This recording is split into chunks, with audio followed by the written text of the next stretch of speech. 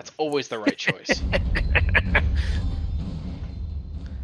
Oh, Yeah, because you got all the you DLC. didn't import your character. Just another Yeah, I did. routine mission. Why do they always Yeah. say that before a mission?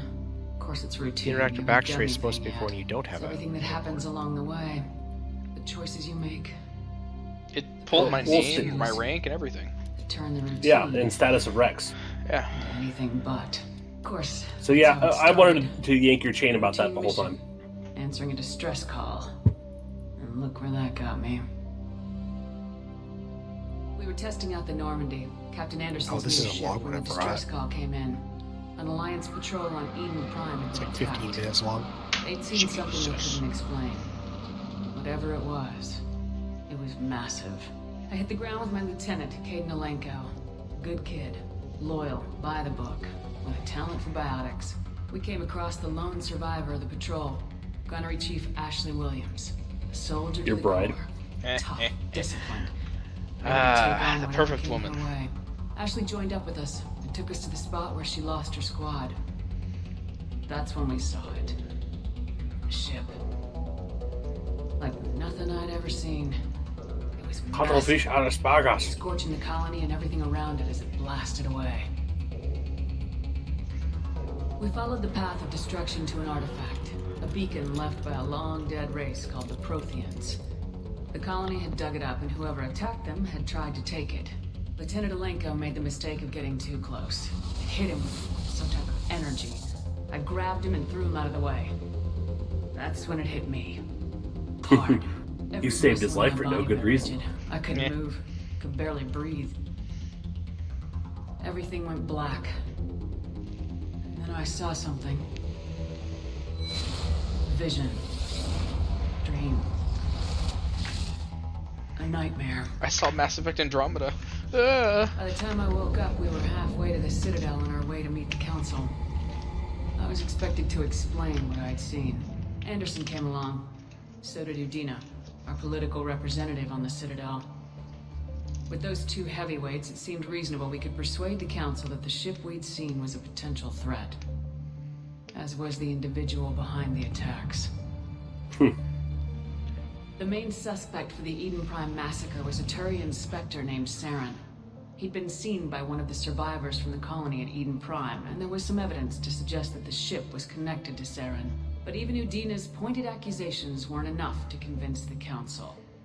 They just couldn't believe one of their chosen elite Spectres could be guilty of something like that.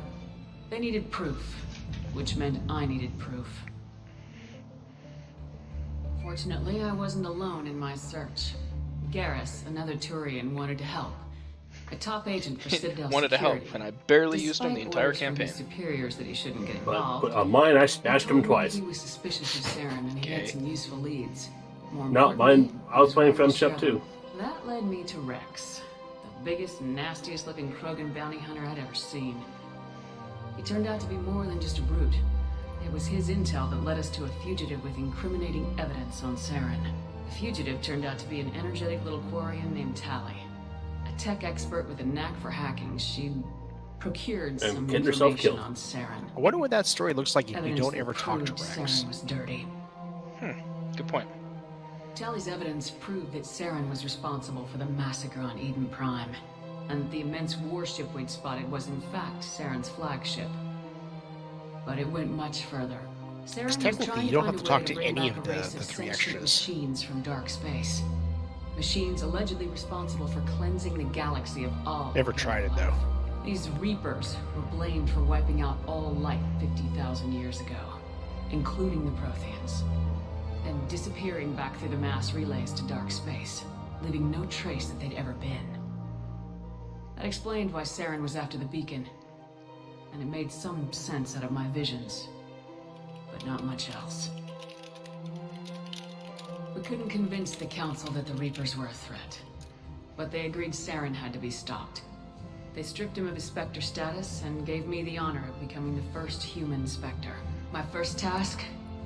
bring down I love how they Saren. keep talking about you Anderson like you decided to like stay you are behind, actually the giving first up human his ship, spectre. the Normandy. Yeah, He we told just us I ignore could that do more other than part. he would. Yeah. We can ignore Unless that I was pointed Anderson. in their direction. Yeah. Every single time they talk about it, it's like Liara. the first. You're the first. It's like, Prothean but I'm expert, not. adept in biotics, and maybe most Even Anderson importantly, calls you the first. It's like, daughter really, of dude? Venezia, You were Saren's first. top lieutenant. Why are you referring to And me? like most Asari, as beautiful as she is intelligent, and born with a unique ability to meld with other species, I smashed Liara that was shit. able to help me decipher some of the vision the beacon had given me. Nothing Meld, concrete, that's one but it word gave for me it. some clues. And a new appreciation for the Asari. Yeah, that's a word The for it. technique for accessing my vision was unexpected, but not at all unpleasant. Did she have to probe my butthole? Caden was a little concerned about the connection I shared with Liara. As commander, I knew either relationship had the potential to interfere with the mission. I told Liara about how I felt. Apparently, she felt it too. But we agreed we wouldn't let it get in the way of our mission, finding Saren. Thanks to Liara's help, we had our next lead, Venezia. Saren had taken her to Noveria, where he'd enslaved the queen of a dangerous race of insect-like creatures, the Rachni. He ordered Venezia to use the same technique Liara had used on me to extract information from the Rachni queen. Queen's drones were everywhere, and they were not happy. We had to fight through hundreds of them to get to Venezia. By the time we arrived, Saren Hundreds was is gone, kind of an with the overestimate. information. I tried to reason with Venezia, but Saren had indoctrinated her. He had somehow acquired the ability to control people's actions and wills. Venezia wouldn't surrender, and Liara was forced to watch her mother die in her arms. And I was left with an angry, dangerous Rachni queen to deal with. She claimed her drones would do no harm if I released her, Yeah, but the Rachni had terrorized the galaxy before. I couldn't take the chance. I had a mission to do, and an army of angry Rachni Melted that would be bitch one under a more can of problem I Raid. didn't have time to deal with. With Saren's top lieutenant dead, he was quickly running out of time and places to hide. I tracked him down at his base on Burmire, but we soon learned it was more than a base of operations. It was a breeding ground. Saren was breeding an army of Krogan. He'd found a cure for the genophage, a disease inflicted on the Krogan to prevent them from breeding and taking over the galaxy.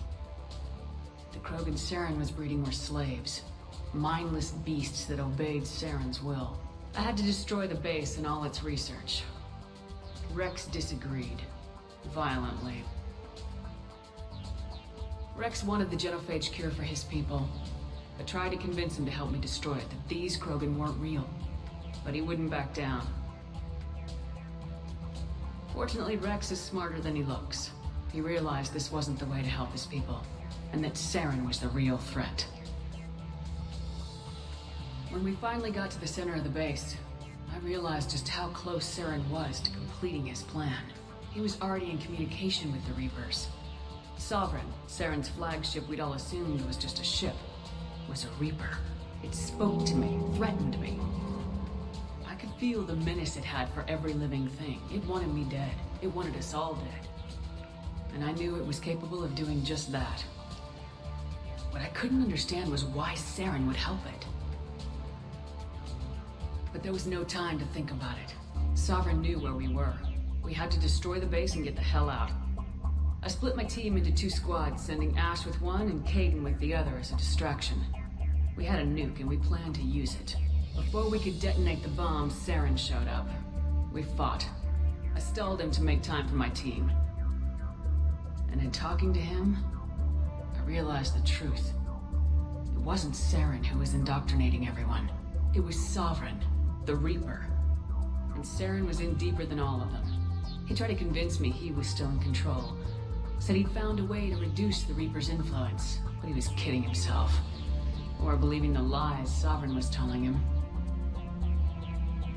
Before I could convince him to stop, he ran, leaving me just seconds to extract my squad mates. I tried, but I wasn't fast enough. I could only save one of them. Caden was a good man and a great soldier. But I had to Debatable. choose, and I chose Ash. Boring and whiny. That was the last time Saren would slip away from me. I knew then, the next time we met, one of us would die. With my team mostly intact, we chased Saren and his army to Ilos. With my team at 99% Once efficiency. belonged to the Protheans. I'd say We 101%. prepared for what we knew would be a Not being hindered fight. I anymore. spoke to my crew. We were just one ship against Saren's growing army. I assured them all that despite the odds, we could defeat him. Liara saw through my words. She knew I was hurting after Caden's death. She could sense my doubts. We both knew this mission could be our last. Until that moment, we put our feelings aside for the sake of the mission. But why wait? Smash some alien We tang. gave in to each other. And it was perfect. While it lasted. We arrived on Ilos close behind Saren. Once on the planet, we discovered a Prothean databank that helped me put the final pieces of my vision together. The Reapers had come 50,000 years ago. And every 50,000 years before that. Each time purging the galaxy of life. The Protheans had fought and died like every species before them. But a few survived long enough to leave a parting gift. The Protheans had discovered that the Citadel was the key to controlling the mass relays. By sabotaging the Citadel, they found a way to close the relays to dark space, slowing the Reapers' return, giving us the time we needed to find a solution to stop the Reapers once and for all. Saren knew this. He was leading his army to take control of the Citadel and re-establish the relays to dark space, bringing the waiting Reapers here to destroy us all. We followed him to the Citadel. It was intact, but heavily damaged. It caught the Council fleets by surprise, and they were only now regrouping. And with Sovereign as his flagship, there was little hope that the fleets could counterattack with enough strength to take back the Citadel. But Saren was done running, and I was done chasing him. As the Alliance and Council fleets battled Saren's army outside the Citadel, I cornered the Turian bastard in the Citadel tower and confronted him.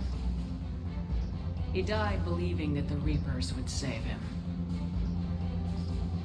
As I fought to regain control of the Citadel, the Council's flagship, the Destiny Ascension, fell under attack.